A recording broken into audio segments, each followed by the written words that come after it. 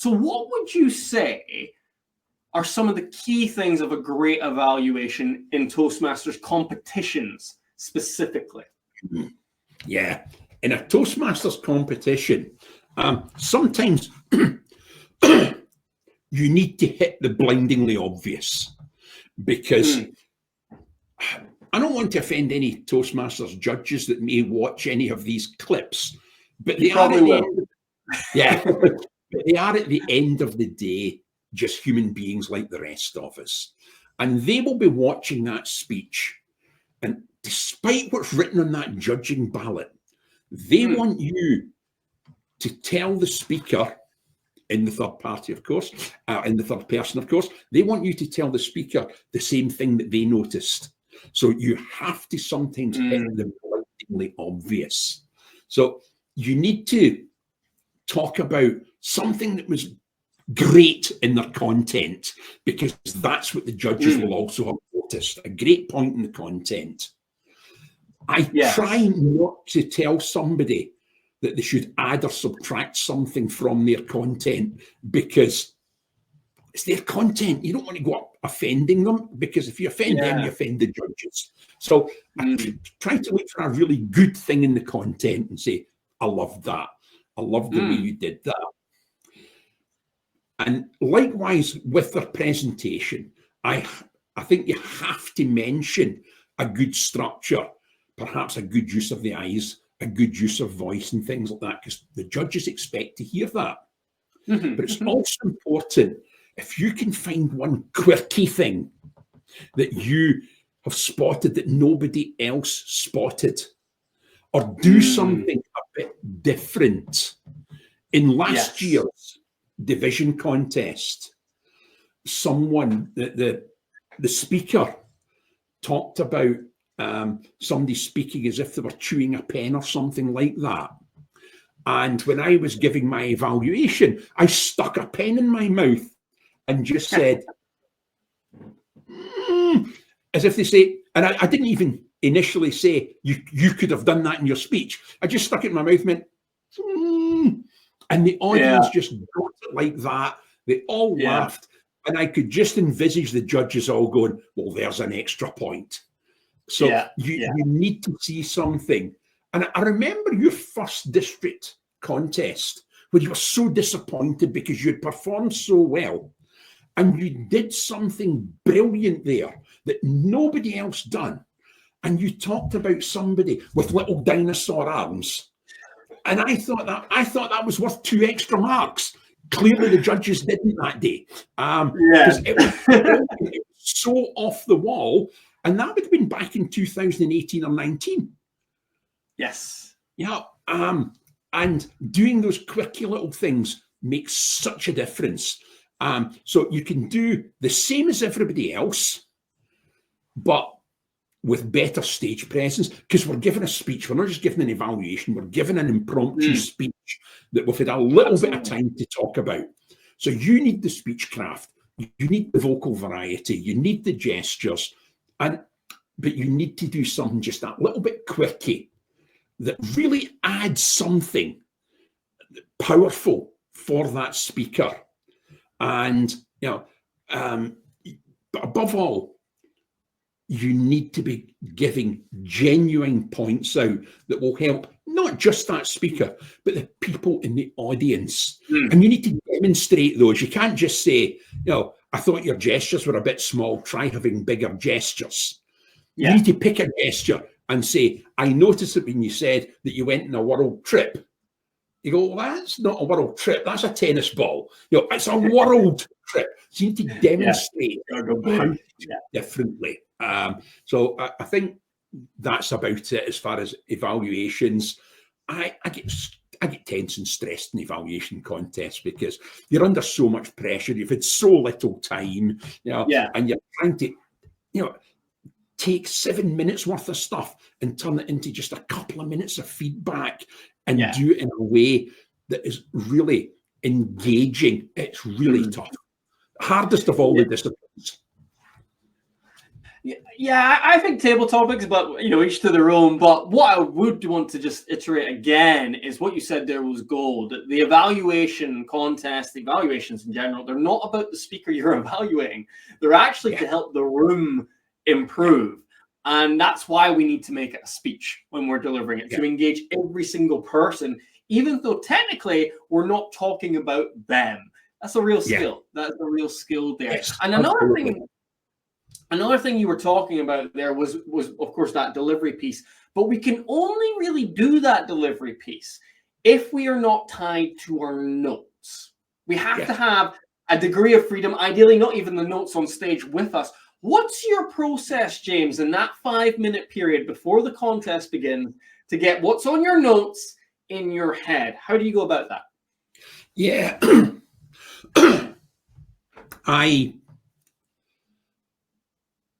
I struggled with that for a long time.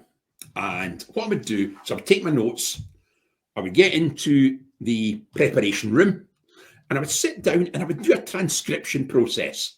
I would look at my notes and then I would try and order them on another piece of paper and just go, right, I need to talk about this, in this order. And I was in an evaluation contest and I watched someone else come into the room, a chap called Simon Bucknell, and a really quality speaker, quality evaluator. And he came into the room and he glanced at his notes, put them down the table, and got up and walked into a corner of the room and just got inside his own head. And I thought, that's interesting. And I didn't get a chance to speak to him afterwards, and he won the contest that day. So it got me to thinking, he's walked in there, he spent very little time with his notes, and he's won the contest. Yes. And I refuse to admit that anybody's better than me at anything. Don't care what it is, like whether it's an evaluator, a speaker, an atomic engineer, or an astronaut. As far as I'm concerned, nobody's better than me at anything if I've got time to work on it. So I thought, maybe I need to change what I'm doing. So I looked at, and I didn't get a chance to speak to him. I didn't know what his mental process was. But what I did was, the next competition, I went into the room, I looked over my notes, and I went, right, this is stuff I recorded. I'll go and work in this. Put my notes away. And I just went through my rehearsal process that I would do for a speech. I'm going to say this, and I'm going to get them in this order. And I'm going to have an opening line like this, something that will maybe captivate the audience. I've got a little quirky thing that I want to talk about in the middle. So we're nowhere near word perfect. But the spooky thing is, on the 2 occasions that I've won, I've on stage and used a different opening line than the one I'd prepared in my head. But that comes from the preparation and things bubble in your subconscious. And then you come out and you just think of a line and you hit it. And then you get great reaction from the audience. And as long as you're feeding in the points that you wrote down and that you mulled over in your head, then the audience energy helps carry you forward. Because adrenaline's great stuff. It really makes the brain fire faster. It makes better connections. And if you've got notes, the adrenaline doesn't fire and it becomes dry and cold. So you really need to hit that stage without notes, without all your lines rehearsed. You just need to have a general plan in your head with a couple of blockbuster points, and let the adrenaline take over. That's a really good point, because when you get into sort of note mode, it becomes more of a sort of intellectual experience. There's a delay, right? And you're reading, absorbing, saying, compared to just saying. That lack of delay creates a much better experience for the audience, gives you more flow, and gets you kind of into that mode of evaluating, of adding value, and so forth. I've got a similar process, structure, strategy for the 5 minutes. What I do is I've got a piece of paper, I divide it in half. On one side, I write 3, 1, 2, 3. On the other, I write 1, 2. Put down just in like 2 words, each of the 3 things I'm going to talk about for strengths. On the other side, the 2 things that I'm going to talk about for improvements or suggestions. And then it's a case of just sort of running those things through in my head. I used to do the whole thing in my head, word for word, exactly how I planned to say it on the stage. But I've been out of the evaluation contest for a couple of years now, and I'm actually thinking I'm probably not going to do that and just think about the 5 things and where I'm going to put the funny stuff and just allow it to sort of flow a little bit more as well. But the key thing is to have a strategy, isn't it, James? Because if you just go into the 5 minutes and just stare at the notes and then go on stage, it's not going to go well. You've got to have a plan, don't you?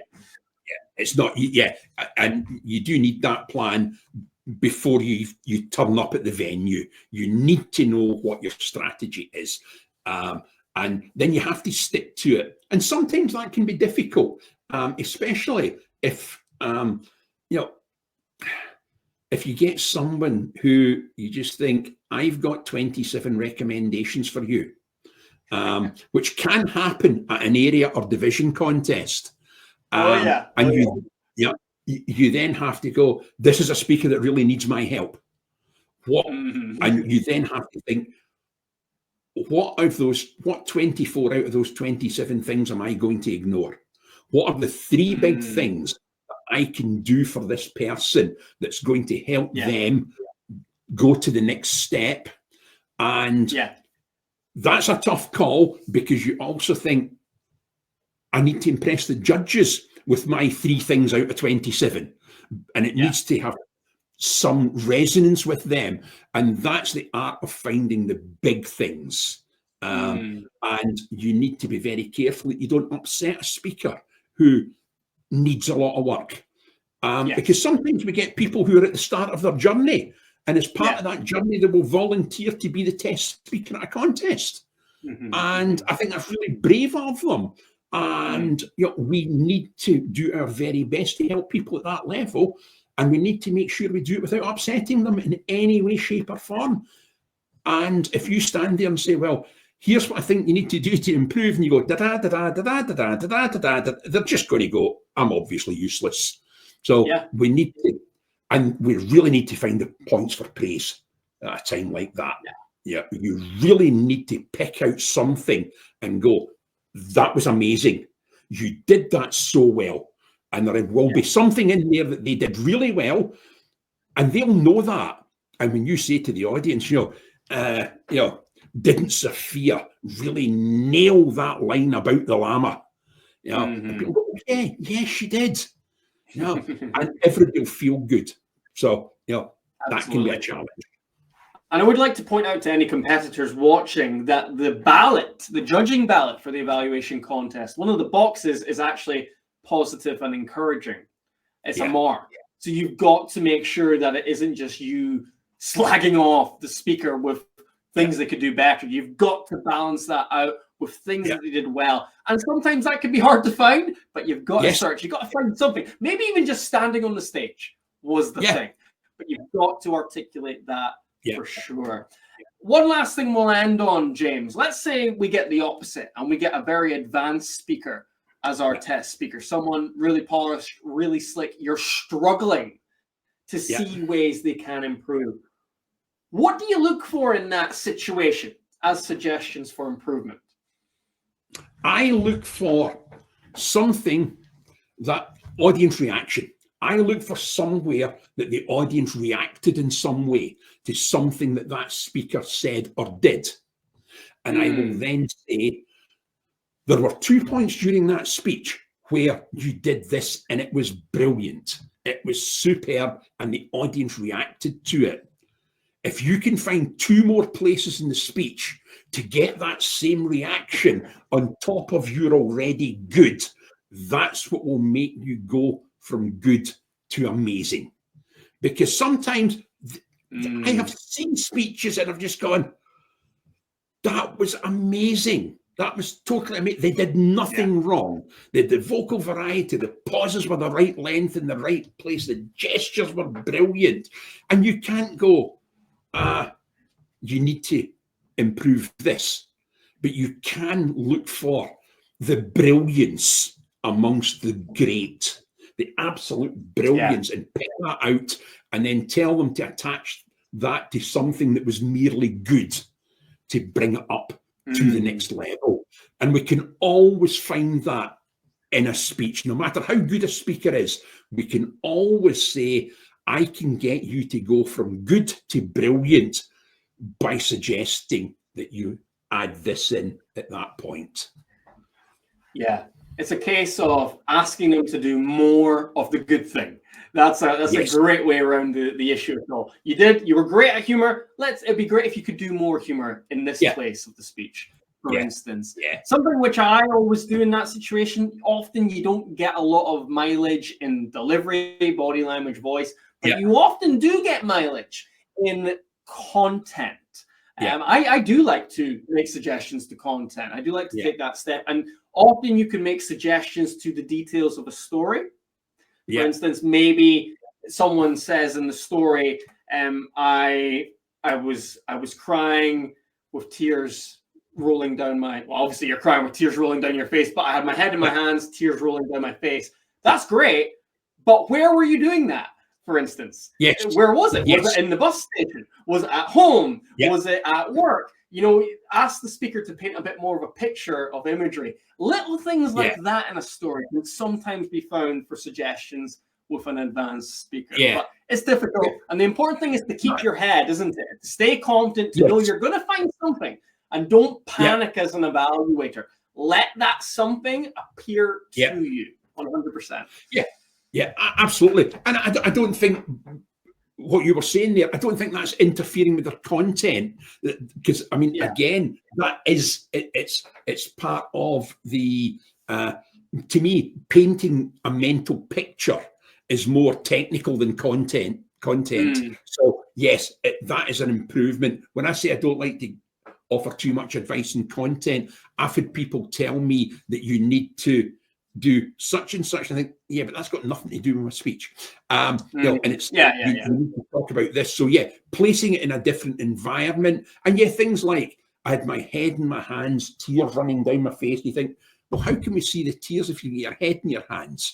There